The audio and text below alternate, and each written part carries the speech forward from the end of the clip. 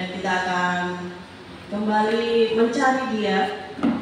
Kita mau memuji namanya karena Allah yang sudah begitu besar kasih-Nya sudah diberikan kepada kita semua. Ya.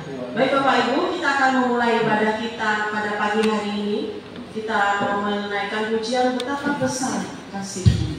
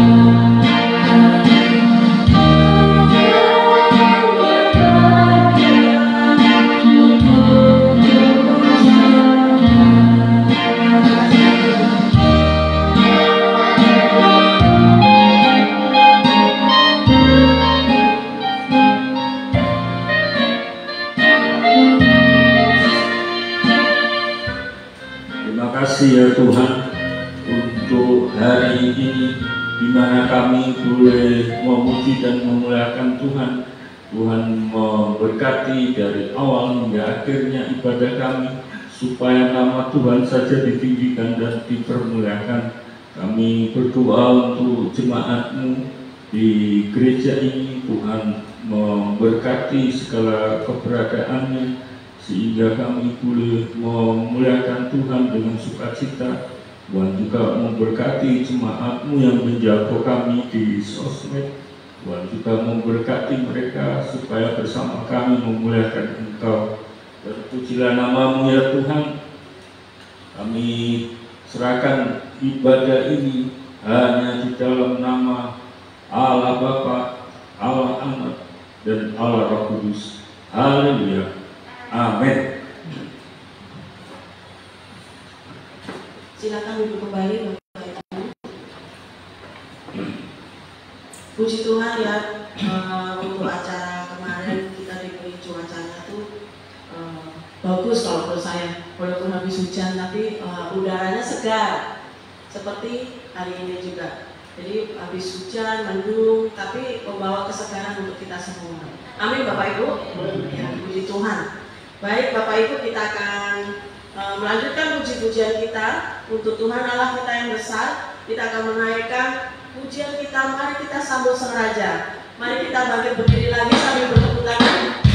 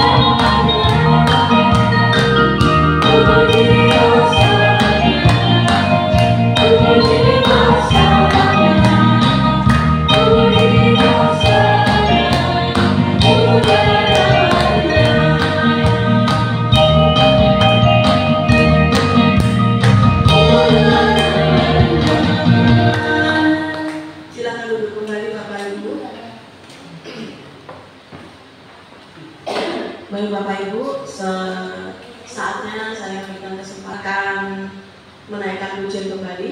Atau masih ada yang mau bersaksi? Cukup mau bersaksi? Baik Bapak Ibu, kita akan menaikkan pujian Kembali kita akan menaikkan pujian Juru Selamat telah tiba. Ini lagu gembira ya. Lagu gembira, kita berdiri ya Bapak Ibu ya, tepuk tangan ya. Kita menyanyikan sukacita rata karena Tuhan lahir untuk menjadi pembebas kita.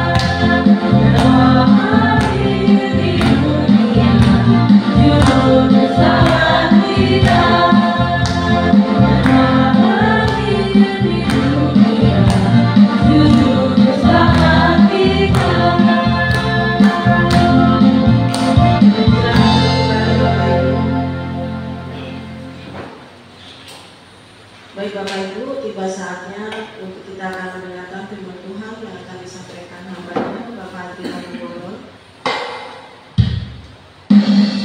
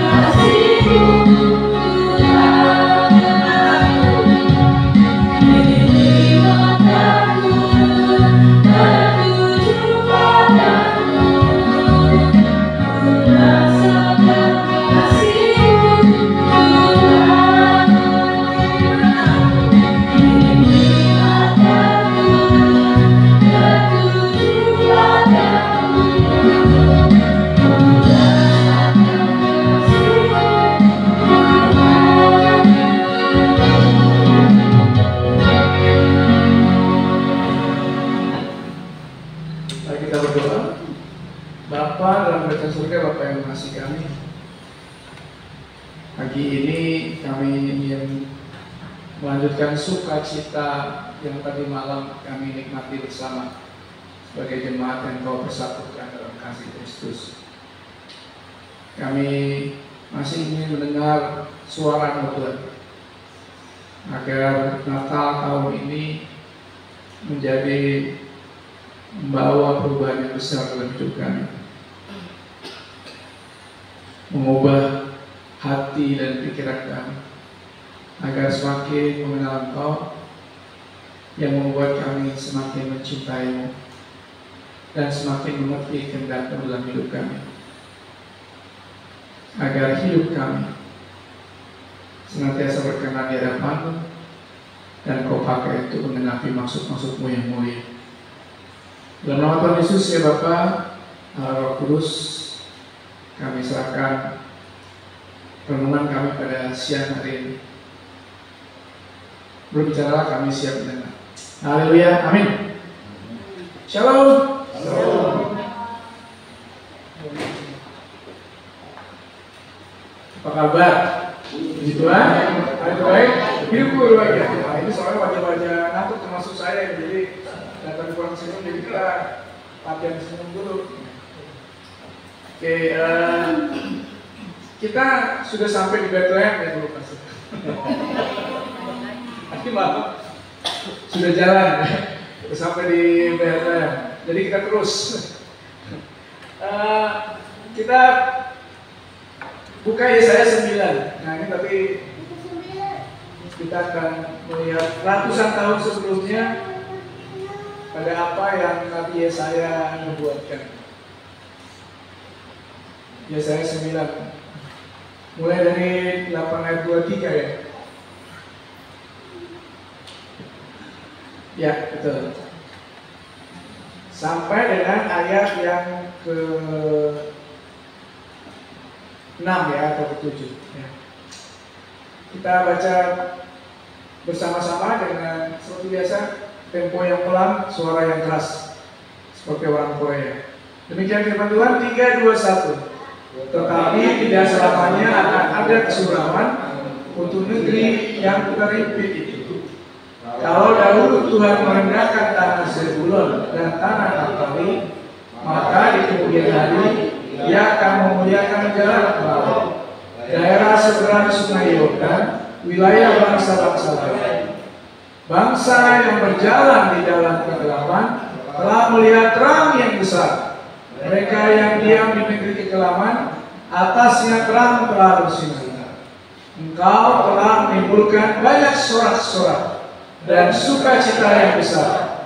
Mereka telah bersukacita di hadapan-Mu, seperti sukacita di waktu panen, seperti orang bersorak-sorak di waktu membagi-bagi jatah. Sebab kuk yang menekannya dan gandar yang di atas bahunya serta tongkat si penindas telah Kau patahkan, seperti pada hari kekalahan dia. Sebab setiap sepatu tentara yang bergerak-gerak dan setiap jubah yang berlumuran darah akan menjadi umpan api. Sebab seorang anak telah lahir untuk kita, seorang putra telah diberikan untuk kita. Lambang pemerintahan ada di atas bahunya, dan namanya disebutkan orang penasihat ajaib, Allah yang perkasa, Bapa yang kekal, Raja damai. Besar kekuasaannya, dan damai sejahtera tidak akan berkusudah di atas tahta Daud dan di dalam kerajaannya. Karena Ia mendasarkan dan mengokohkannya dengan keadilan dan kebenaran dari sekarang sampai selama-lamanya. Kecemburuan Tuhan semesta akan melakukan hal ini. Demikianlah firman Tuhan. Bagilah kita yang sedang baca firman Tuhan, merenungkannya, menyimpannya dalam hati dan melakukan dalam hidup sehari-hari. Amin. Bapak Ibu yang dikasihi Tuhan, ini pertanyaan iseng-iseng, bisa serius juga. Kenapa Pak Tuhan Yesus lahir di malam hari? Kenapa Tuhan Yesus lahir di malam hari? Kenapa nggak di pagi, di siang hari?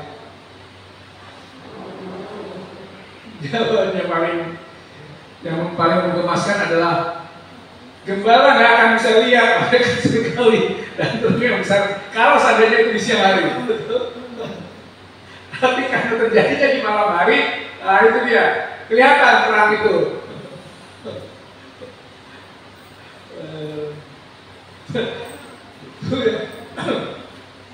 Nah tapi Yesus hadir. Shalom bulan ini.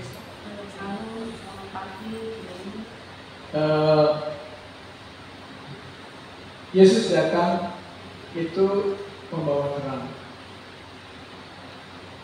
dan terang terlihat dalam kegelapan.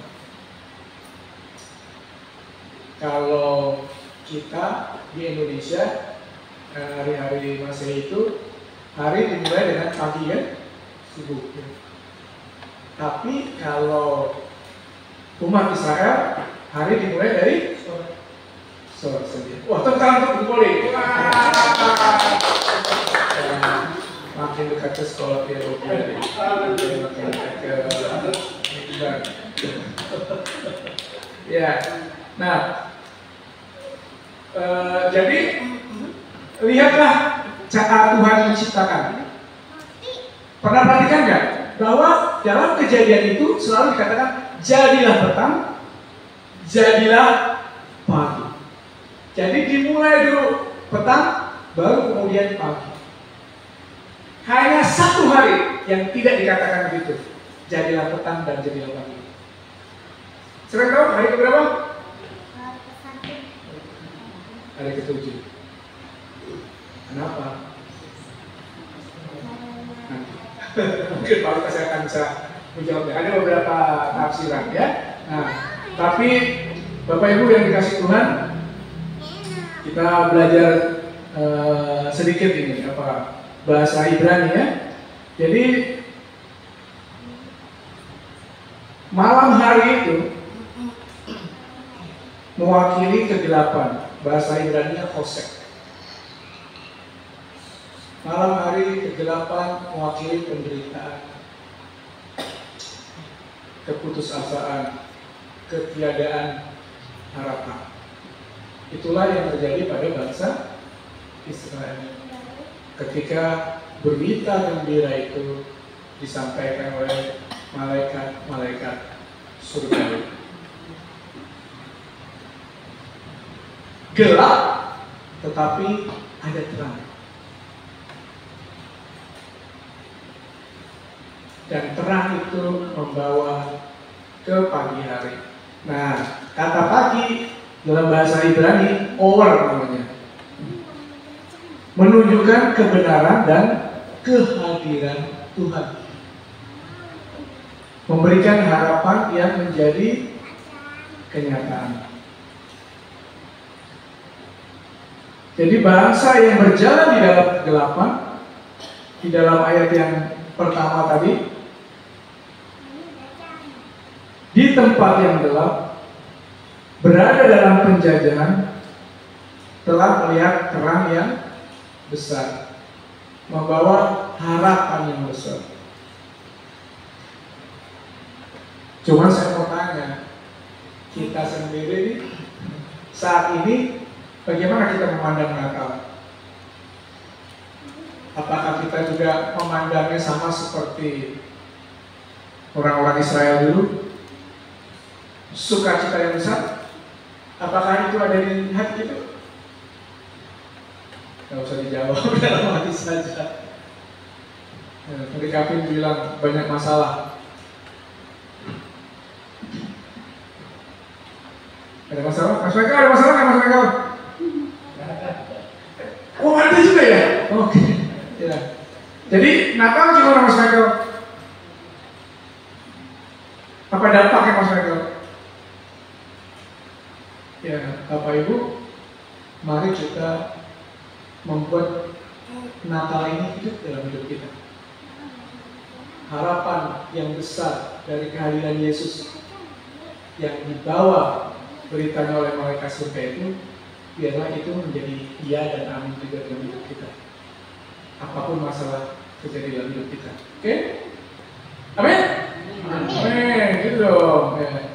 Kalau kita kan lihat di itu ya, yang di habis gelap terbitlah terang Kartininya itu ya.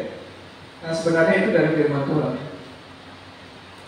Dalam gelap terbit terang. Wah, berpoli lagi. Luar biasa. Biarlah Natal Kristus ini membawa terang dalam hidup kita. Amin. Nah hari ini seperti biasa kita lihat ada 3 pelajaran yang kita mau perhatikan. Yang pertama, coba kita lihat ayat yang pertama tadi, Bang. Abang berjuang ya, semangat, ceyo Bang. Ya, dia flu dia. Ya. Nah, Bapak Ibu, tanah Zebulon dan Naftali itu Galilea. Tempat di mana Yesus menghabiskan sebagian besar waktu pelayanannya.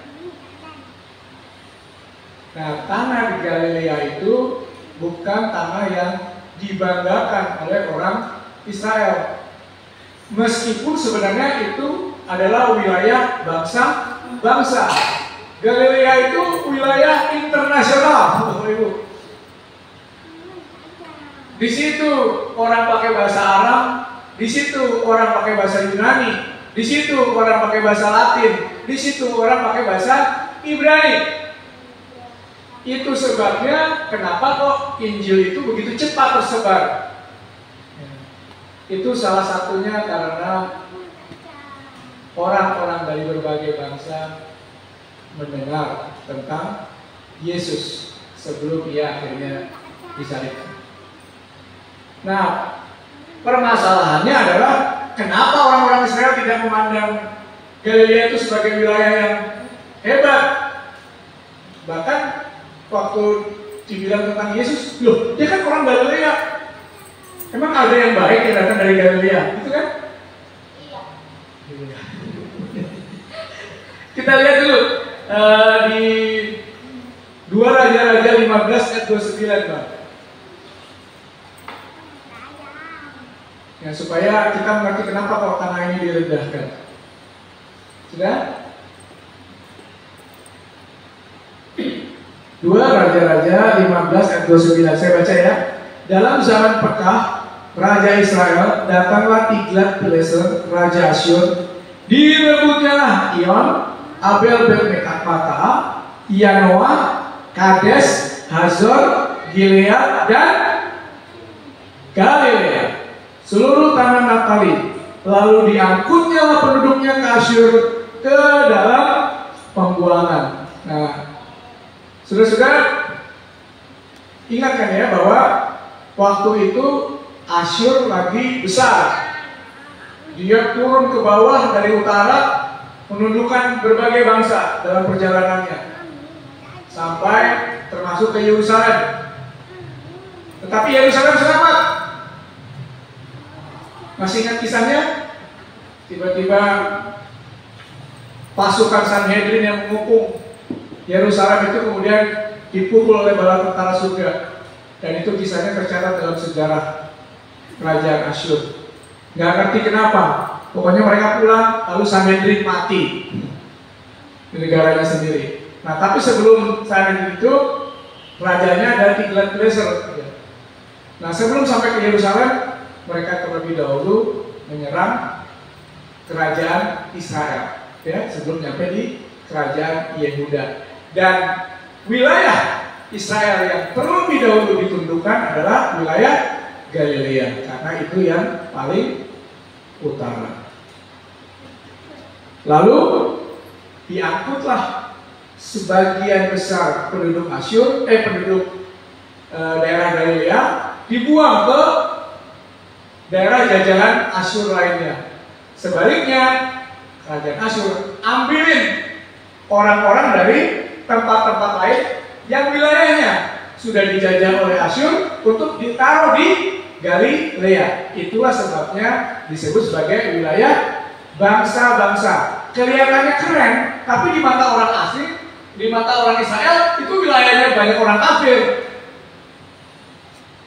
Gitu. Supaya kita mengerti kenapa kok wilayah Galilea itu dianggap rendah oleh orang-orang Israel. Sehingga mereka, nah ini dia, mereka tidak berpikir bahwa Sang Mesias yang sudah dijanjikan itu akan datang dari Galilea. Padahal kan sudah jelas ada di firman Tuhan. Mengapa terang yang bersinar di tengah kegelapan itu kok mereka tidak bisa melihat? Ada begitu banyak nubuat tentang Yesus Kristus. Tapi orang-orang Israel, orang-orang Yehuda, orang-orang Yahudi tidak bisa mengenal Yesus. Karena mereka berharap bahwa Mesias yang datang itu datang untuk menolong mereka. Mereka berharap Mesias yang datang itu akan memenuhi hawa nafsu mereka. Berharap bahwa Mesias yang datang itu akan membebaskan mereka dari penjajahan orang Romawi. Mereka berpikir bahwa merekalah pusat kehidupan itu. Dan Tuhan harus melakukan segala sesuatu untuk memenuhi keinginan mereka. Mereka tidak berusaha mencari firman Tuhan. Apa yang Allah kehendaki bagi kami.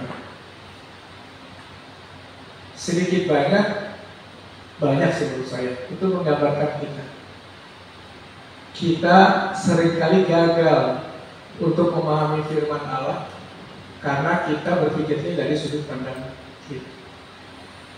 Padahal setiap hari kita paling tidak seminggu sekali lah kita doa Bapa kami kan, jadilah kehendak-Mu di bumi seperti di surga.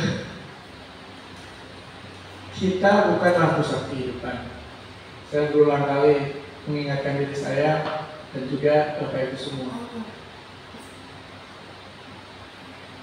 Hidup kita ini adalah tentang menggenapi rencana Allah bagi dunia ini. Dan kalau kita berpikir bahwa kita lah pusat kehidupan itu, maksud saya pusat kehidupan itu gini. Kalau saya hari ini gagal, berarti hari ini salah. Berarti Tuhan salah. Berarti ini nggak benar. Kalau hari ini saya rugi, berarti ini nggak benar. Kalau hari ini saya sedih, berarti ada nggak beres. Kalau hari ini saya kehilangan sesuatu, pasti ada yang nggak beres, salah. Tapi kalau kita mendapatkan sesuatu yang kita inginkan, wah hari ini oke. Dapat maksud saya?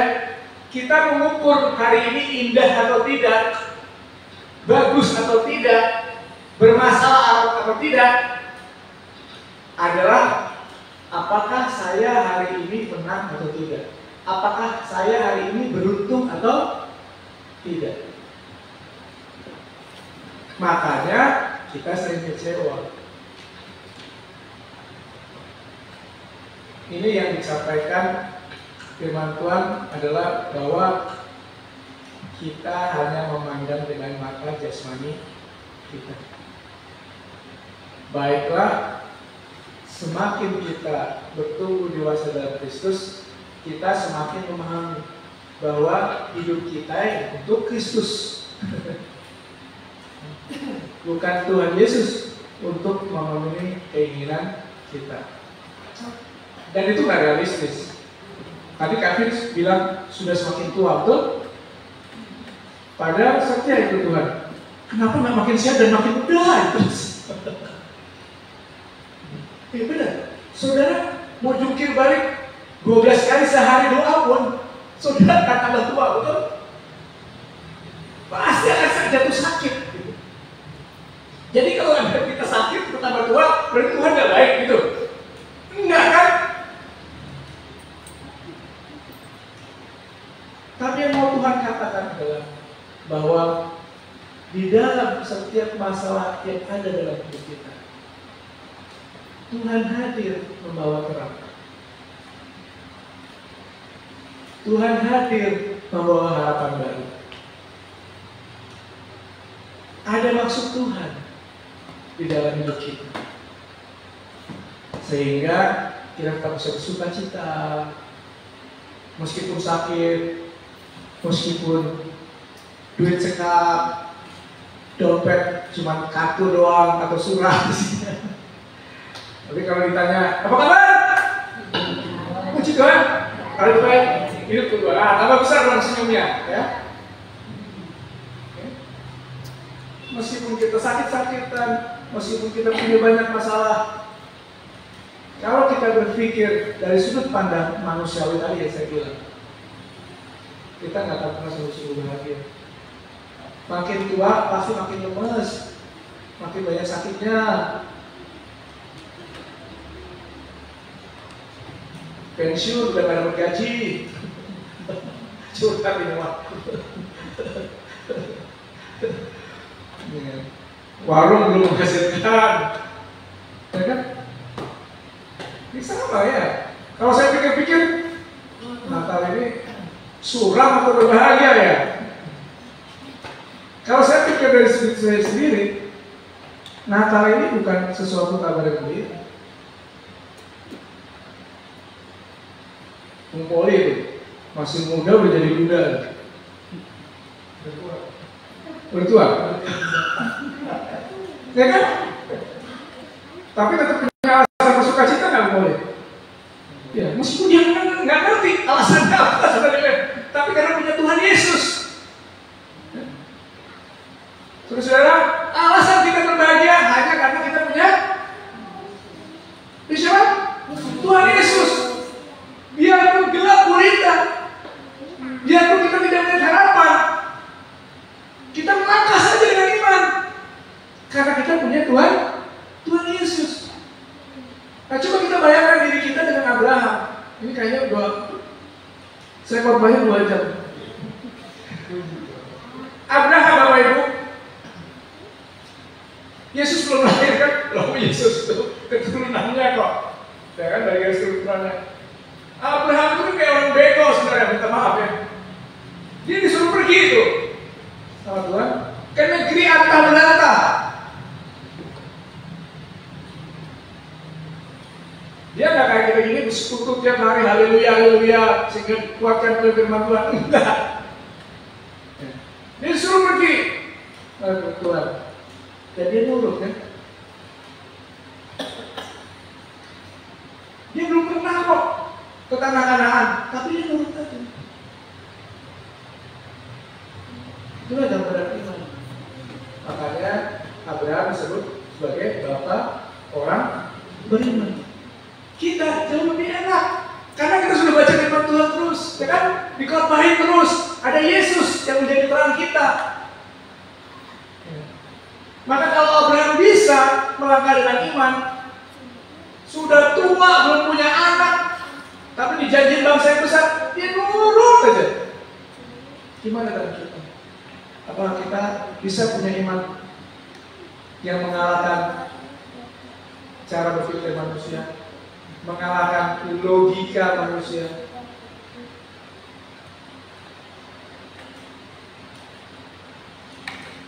Dalam kegelapan, kita punya Tuhan Yesus, kita punya Tuhan. Perhatikan ya, masih gelap loh, dalam kegelapan. Kalau kita kan selalu berpikir kita berdoa, lalu kemudian setelah berdoa selesai masalah kita. Enggak gitu cara Tuhan bekerja. Kita kan selalu bersahabat dengan masalah. Kita berharap akan ada solusi. Amin. Ya. Tapi masalahnya terus akan datang. Tapi di dalam segala sesuatu situasi, kita punya Yesus, Sang Terang, yang memberi kita alasan untuk berbahagia. Amin. Oke, yang kedua. Nah, kita lihat gelar Yesus banyak banget.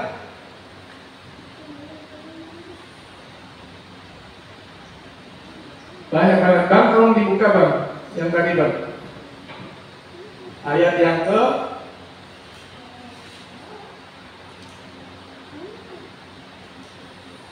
ayat yang ke-5 bang. Seorang anak telah lahir untuk kita, seorang putra telah diberikan untuk kita. Lambang pemerintahan ada di atas bahunya, dan namanya disebutkan orang penasihat ajaib. Nah, ini sebenarnya di bagian lain dari terjemahan kitab yang lain itu ada dua sebenarnya, tapi di terjemahan baru dijadikan satu. Jadi kalau di terjemahan kitab lain itu dikatakan wonderful distinct, ajaib namanya. Tapi namanya di sini ini diartikan juga sebagai karakter. Yesus itu adalah pribadi yang unik, satu-satunya, tidak ada yang melawan dia, karena dia pribadi yang ajaib. Amin. Yang kedua adalah God Counselor, atau di sini penasihat. Sebenarnya Allah yang menjadi penasihat, Allah yang berkuasa. Itu yang membedakan Yesus dari orang-orang Farisi. Orang Farisi mengajar, bisa mengajar, pandai mengajar, tetapi pengajarannya tidak memiliki kuasa. Tetapi Yesus pengajarannya memiliki kuasa. Amin. Firman Tuhan, Bapak Ibu, firman Tuhan itu jangan dianggap bukunya ya, Bapak Ibu. Injil itu jangan dianggap kitab Injil Matius, Markus, Lukas. Injil itu adalah Yesus Kristus sendiri. Waktu Petrus pergi ke seluruh dunia waktu itu ya Asia kecil sampai paling jauh paling Roma. Mereka itu memberitakan Injil. Tapi jangan salah, belum ada satu pun dari 4 Injil itu yang ditulis. Kitab Injil yang pertama ditulis itu, saat ini para pembelajaran kita percaya yang pertama kali ditulis adalah Markus. Siapa Markus? Markus itu adalah, saya pernah jelaskan, penerjemahnya Petrus atau juru tulisnya Petrus. Kapan dia mulai menulis Injil Markus? Setelah Petrus meninggal. Jadi sekitar tahun mungkin 64 sampai 66 ya sebelum Nero berkuasa. Ya setelah itu. Jadi bukan itu yang dimaksud dengan Injil. Injil adalah Yesus Kristus. Firman Allah adalah pengajaran Alkitab. Pada waktu Bapak Ibu membaca firman Allah, ketika Bapak Ibu percaya firman Allah itu punya kuasa. Amin. Percaya nggak? Nggak percaya? Pernah ngalamin nggak? Ketika Bapak Ibu percaya pada firman Tuhan itu berkuasa. Karena Yesus Kristus adalah firman Allah yang turun ke dunia menjadi manusia. Dia penasihat yang ajaib. Berikutnya Gibor kalau bahasa Ibrani-nya itu. Bahasa Inggrisnya Prince atau Allah yang perkasa. Allah yang sanggup memimpin kita, memberi kita kemenangan. Kita ini sedang berada dalam peperangan. Setuju? Peperangan apa? Peperangan rohani. Sepanjang hidup kita. Tetapi Allah, Tuhan Yesus menyertai kita. Dia sanggup menolong kita. Karena dia Allah yang perkasa. Berikut Bapa yang kekal. Bapa yang kekal ini tidak menunjuk kepada Allah Bapa ya, bukan. Tetapi ini menunjuk kepada Yesus sebagai manusia kedua. Adam, manusia pertama, adalah bapa kedagingan. Bapa yang menyebabkan semua keturunannya jatuh dalam penghukuman dosa, jatuh dalam perbudakan dosa. Tetapi Yesus, Bapa yang kekal, semua orang yang percaya kepadanya tidak binasa, melainkan hidup yang kekal. Itu maksudnya. Jadi Yesus adalah Bapa yang kekal. Tapi kadang-kadang orang tuh bingung gitu. Yesus Bapakku. Ya, kayaknya memang para gembala harus terus-menerus mengingatkan supaya kita bisa memahami. Sebenarnya sih nggak jadi masalah bagi Tuhan gitu. Cuman kalau orang yang belum percaya dengar itu dia bisa bingung gitu. Gimana sih yang benarnya gitu. Ya. Jadi Bapa yang kekal di sini adalah Yesus. Setiap kita yang percaya kepada Dia tidak hanya selamat di dunia, tetapi memperoleh hidup yang kekal. Amin. Amin. Yang terakhir, Raja Damai. Allah yang sanggup mengatasi segala masalah dalam hidup kita. Allah yang sanggup memberikan solusi dalam hidup kita. Allah yang sanggup memberikan damai sejahtera dalam hidup kita. Apa gunanya kita punya banyak harta? Pernah ngerasain jadi konglomerat? Tidak usah. Saya nggak usah ngerasain jadi konglomerat, tapi saya tahu mereka pasti banyak stresnya. Pasti banyak stresnya. Semakin banyak harta, semakin banyak yang harus dipikirkan. Berbahagialah kita, sesederhana pun hidup kita, apapun hidup kita, karena kita punya Yesus. Dia sanggup memberikan kita jalan keluar dari segala masalah kita. Saya percaya saat ini kesaksian. Dulu itu kalau saya bilang puji Tuhan, hari terbaik hidupku berbahagia, lebih enak ngomongnya. Kenapa? Tiap bulan saya gajian. Dan gaji saya cukup besar kalau hidup. Waktu muda saya nggak pernah berpikir bahwa saya punya gaji sebesar itu. Lebih gampang ngomongnya, puji Tuhan lebih baik hidup berbahagia. Karena rekeningnya tadi ada. Sekarang enggak. Itu seperti kegelapan. Ya. Benar-benar yang saya punya hanyalah Tuhan Yesus. Ya. Jadi saya seperti disuruh lahir baru sebagai pribadi yang baru yang tidak mengandalkan uang saya. Saya menyadari itu ternyata saya sombong ya selama ini. Saya kalau ibadah, kalau ada persekutuan, pelayanan gitu, saya berpikir ya aman-aman aja gitu. Kalau waktunya misalnya dia meninggal atau apa kan kita kasih uang ini kan enak gitu. Kalau sekarang ayo bilang sisa. Nah, sekarang saya juga udah tekan nih. Perpuluhan saya masih ada berapa bulan lagi untuk gereja ini. Ya. Kita bisa bersama Tuhan. Tuhan Yesus sanggup memberikan solusi karena Dia Allah yang perkasa. Amin. Amin. Kurang keras. Apa kabar? Puji Tuhan. Hari baik. Hidupku berbahagia. Dengan suara bukris yang keras tadi malam luar biasa. Vokal kita langsung berbanting dibandingkan dengan vokal yang di bawah. Suara mereka mendengar musiknya oke. Langsung. Oh ya ini yang namanya vokal. Terus tapi katanya minta diundang lagi Bu ya? Iya. Datang aja Bu, nggak usah terima undangan, selalu merasa diundang aja gitu. Ya, penuh dengan sukacita itu, karena Tuhan Yesus Allah yang perkasa, Dia berdua sama kita. Nah yang ketiga Bapak Ibu, kan Allah yang perkasa ya Tuhan Yesus ya. Dia sanggup melakukan segala sesuatu. Tapi lihat akhir hidupnya di dunia ini. Nggak ada bagus-bagusnya di mata manusia itu.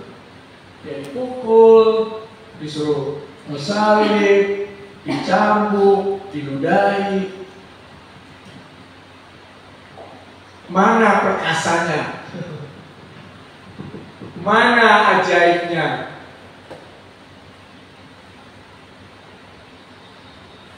Sampai mati. Seolah-olah bertentangan dengan apa yang dijanjikan dalam firman Tuhan.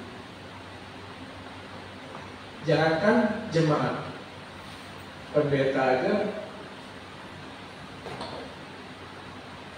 banyak berpikir kalau menjadi orang Kristen itu mereka jadi selalu jadi orang yang beruntung, yang menang, rebutan jabatan, dapat uang yang besar-besar, karena kita Allah yang kaya. Kan?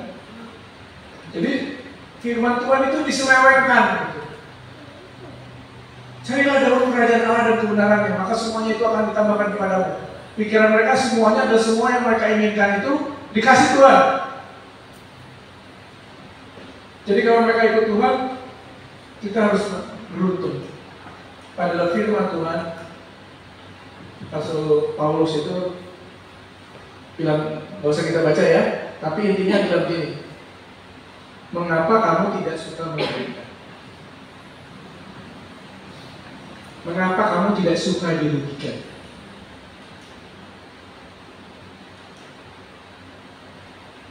Surat Paulus loh, kepada jemaat di Korintus. Mengapa kamu tidak suka dirugikan? Ada yang suka dirugikan? Tulus, angkat tangan. Ada yang suka dirugikan? Paulus bilang, mengapa kamu tidak suka dirugikan? Itulah yang Tuhan Yesus bilang, pemimpin adalah pelayan. Yang mau jadi terbesar, dialah yang harus melayani. Melayaninya itu enak kalau kita hanya nyapu, ngerjain, lalu mimpin pujian, nyampein firman Tuhan. Tapi kalau melayaninya itu harus menyediakan diri dipukulin orang, dihina orang, diludahin orang, direndahkan orang, apa kita senang? Firman Tuhan bagian lain bilang, berbahagialah kamu kalau kamu harus menderita karena Kristus. Bapak Ibu, Tuhan Yesus saja rela untuk tidak menggunakan kekuasaannya yang besar itu untuk keselamatan kita.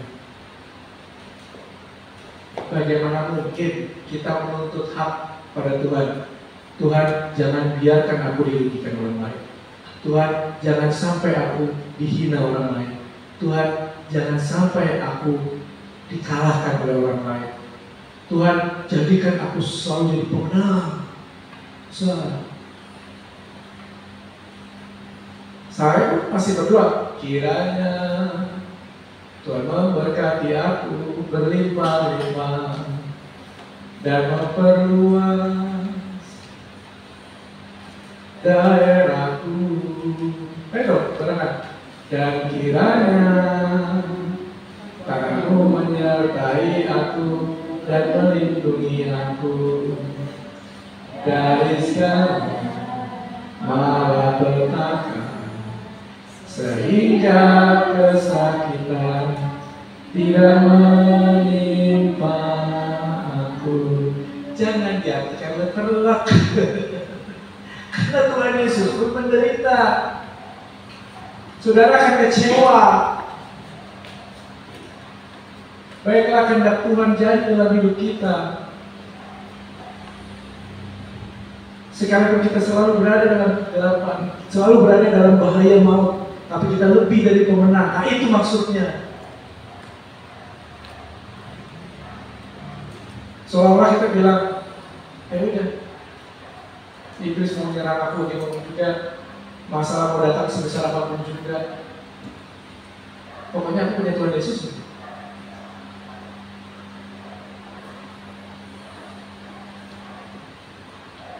Kenapa kita bahagia kalau dirugikan? Nah, ini dia. Saya banyak orang tentang hal seperti ini. Saya pernah teologi penderitaan ya. Ini intermezzo. Saya pernah ikut psikotes. Jadi hasil psikotesnya adalah menunjukkan begini. Saya itu justru tidak merasa damai ketika saya sedang di puncak kemenangan. Ketika saya sukses, justru saya tidak merasa damai. saya cemas akan kehilangan seperti itu. Saya justru sangat kuat ketika saya berada dalam kesulitan. Karena nanti tulus, udah begini apalagi mau khawatir gitu. Jadi semakin kan bergantung sama Tuhan. Bapak Ibu, semakin saya tua, gitu, saya semakin memahami firman Tuhan ini, bahwa kita harus lepaskan kebergantungan kita pada segala sesuatu yang kita miliki di dunia ini, dan semakin menyadari hanya Tuhan Yesus saja yang perlu kita pegang. Dia yang sanggup memberikan kemenangan dalam hidup kita, dan Dia menolong kita untuk memiliki hidup yang benar. Kemudian kita mencoba pada waktu kita dicobai, Tuhan akan memberi kita jalan keluar supaya kita dapat. Dengan kata lain, Bapak Ibu, kalau kita mengalami kesulitan, maka berarti Tuhan percaya. Tuhan berikan kita kemampuan. Kalau kita dirugikan, berarti Tuhan percaya kita diberikan kemampuan untuk sanggup menanggungnya. Tapi kalau orang dikasih kesulitan dikit aja udah cemen, udah marah sama Tuhan, ya sudah, Tuhan tidak teruskan. Kamu levelnya di situ. Itu yang dibilang hanya susu yang bisa aku berikan kepadamu, bukan makanan keras. Jadi berbahagialah kita ketika kesulitan datang menerpa kita terus menerus, terasa semakin lama semakin berat, semakin menantang. Berbahagialah kita, berarti Tuhan percaya sama kita, karena orang lain belum tentu sanggup menanggungnya. Bukan karena kebaikan kita, tapi karena Tuhan terus menerus menolong kita, membimbing kita, menguatkan kita. Amin. Nah, jadilah orang yang memiliki hidup yang berarti. Orang yang menang hidup yang berarti bukan orang yang mendapatkan sebanyak-banyaknya, tetapi orang yang memberikan. Juga memberikan bukan sebanyak-banyaknya ya. Saya juga belajar juga. Waktu saya muda, saya berpikir saya harus berbuat sebanyak-banyaknya untuk Tuhan. Ini kejadian ini. Seolah jadi pahlawan gitu untuk Tuhan gitu. Kerjain sebanyak-banyaknya. Enggak. Kerjakan hanya yang Tuhan mau, sehingga kita tidak pernah perlu merasa sombong, karena kita hanya diminta Tuhan mengerjakan apa yang Tuhan mau. Termasuk ketika kita dirugikan, Tuhan mau kita menanggung beban untuk kebahagiaan orang lain. Biarlah orang yang beruntung itu memuji Tuhan, mengucap syukur, karena saya yang dirugikan pun tetap bisa mengucap syukur. Dapat ya? Ada 3 orang, hanya 2 roti. Siapa yang harus kalah? Biasa saja. Mereka memuji Tuhan. Ini sama-sama orang percaya nih. Mereka memuji Tuhan. Tuhan, terima kasih saya dapat roti. Saya dapat roti. Saya Tuhan kuatkan untuk bisa tetap memuji Tuhan. Mereka belum tentu bisa memuji Tuhan ketika mereka tidak mendapatkan roti. Nah, itu dia filosofinya. Jadi berbahagialah kalau kamu dirugikan. Berbahagialah kalau kamu direndahkan. Kenapa? Apapun yang terjadi, kamu sudah punya Tuhan Yesus. Terang itu segala-galanya. Hanya Tuhan Yesus yang kamu perlukan di dunia ini. Amin. Amin. Terus yuk. Amin. Jadi salam tangan kiri sambil bilang hanya Tuhan Yesus yang Anda butuhkan dalam hidup itu. Ayo. Guru ini gak ada yang disalamin, kamu salamin guru ini.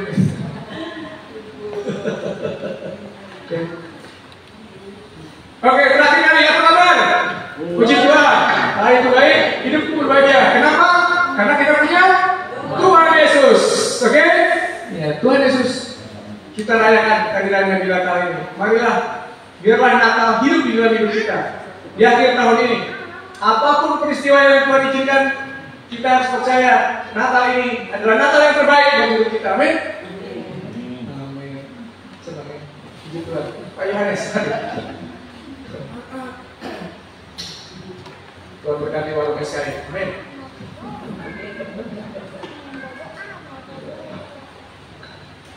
Mari kita satu lagi.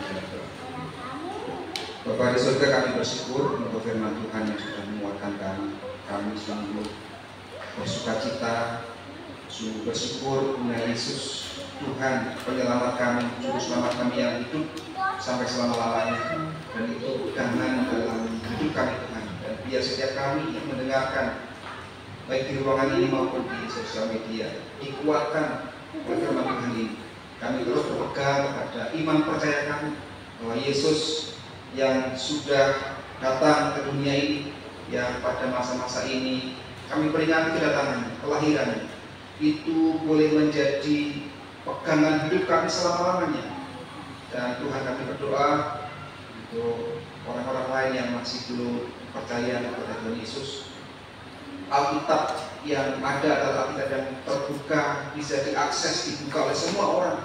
Dan kami berdoa Tuhan untuk siapapun yang mengakses, yang membuka Alkitab ini, bahkan membaca berita kelahiran Yesus, Roh Kudus bekerja. Mereka membuka hati mereka, pikiran mereka, sehingga mereka boleh bicara oleh Roh Kudus, sehingga mereka boleh mengerti, memahami arti kelahiran Yesus bagi mereka juga Tuhan. Bukan hanya bagi orang-orang percaya, orang-orang Kristen saja.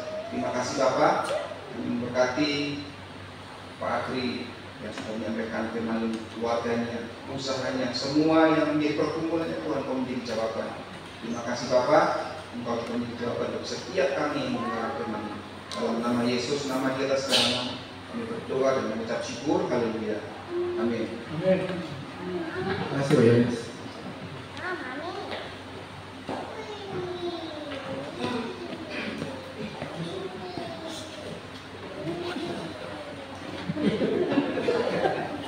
Sangat terharu Ibu.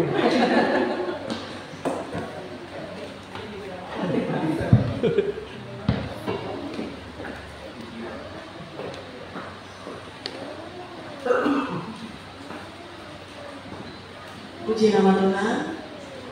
Puji Tuhan Bapak Ibu, kita sudah mendengarkan firman Tuhan yang menguatkan kita, mengingatkan kita bahwa kita memiliki harta yang paling berharga, yaitu Tuhan Yesus Kristus dalam hidup kita. Baik Bapak Ibu, kita akan memberikan persembahan. Kita akan mengiringi persembahan kita dalam pujian Kabar Gembira.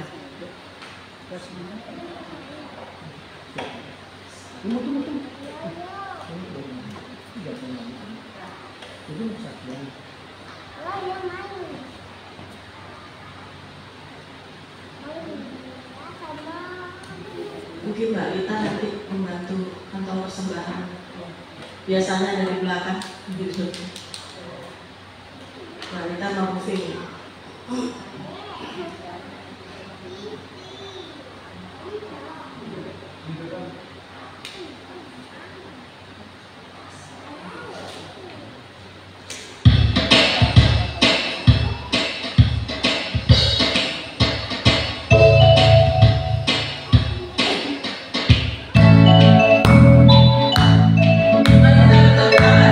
Dengan sukacita kita memberikan persembahan kita.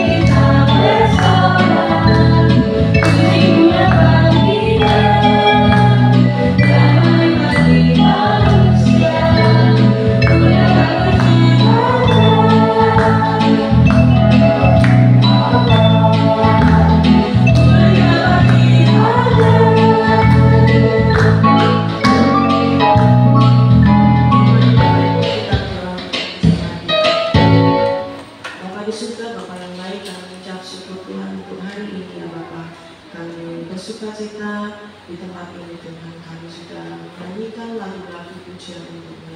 Kami sudah mendengarkan firman Tuhan yang disampaikan.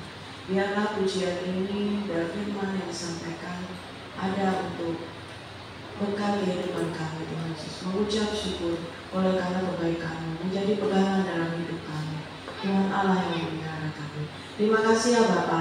Tuhan, kami juga mengucap syukur kalau pada pagi hari ini Kau memberikan kesempatan kami untuk mengumpulkan persembahan. Dan Kau memberkati persembahan ini Tuhan, Kau pakai untuk kelebaran kerajaan. Terima kasih ya Bapa. Kami memuji nama-Mu, kami bersyukur memiliki Allah yang besar, Allah yang dahsyat, Allah yang tidak pernah meninggalkan kami. Engkau Allah yang setia yang selalu memelihara kami. Terima kasih Tuhan, Kau memberkati setiap kami di tempat ini, jemaat-Mu. Tuhan, satu persatu Kau memberkati kehidupan kami, apa yang kami alami, apa yang kami lewati Tuhan. Kami percaya Kau terus menjaga, mendampingi kami, menemani kami Tuhan Yesus. Engkau sumber kekuatan dan gunung batu kami, Kota benteng kami, tempat kami berlindung. Terima kasih ya Bapak. Tuhan, kami juga berdoa untuk keluarga Bapak Tunggal sidang kami, Pak Lukas dan Ibu beserta anak-anak di tempat ini.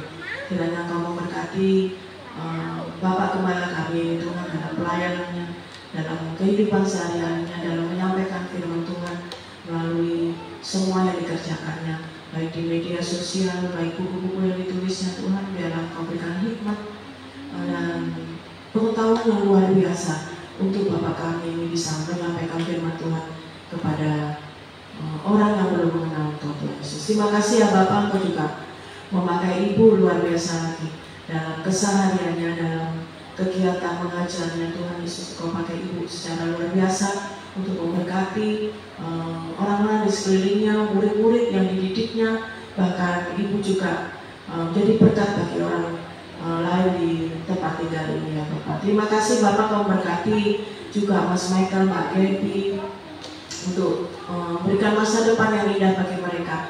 Dan biarlah sepanjang hidup mereka juga boleh menyenangkan hati-Mu dan menjadi pelayan-pelayan-Mu Tuhan. Terima kasih Tuhan Yesus. Kami percaya Tuhan Kau Allah yang selalu memelihara kami, Kau Allah yang selalu mengingat kami, tidak pernah melupakan kami, dan kami menaikkan syukur dan pujian sembah syukur kami kepada Tuhan kami, Tuhan Yesus Kristus Tuhan kami yang hidup. Terima kasih ya Bapak. Haleluya, amin. Baik Bapak Ibu, kita akan bangkit berdiri. Kita akan mengikrarkan pengakuan iman rasuli, dan masing-masing dari kita berkata, kepada Allah Bapa yang Maha Kuasa, kami langit dan bumi, dan kepada Yesus Kristus Tuhan kita yang dikandung daripada Roh Kudus, lahir dari anak darah kami, yang menderita di bawah pemerintahan Pontius Pilatus, disalibkan, mati dan dikuburkan, turun dalam kerajaan Maut.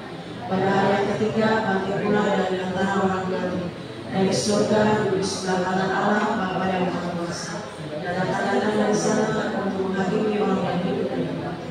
Aku percaya kepada Roh Kudus, gereja yang kudus dan am, persekutuan orang kudus, pengampunan dosa, kebangkitan dari kehidupan yang kekal.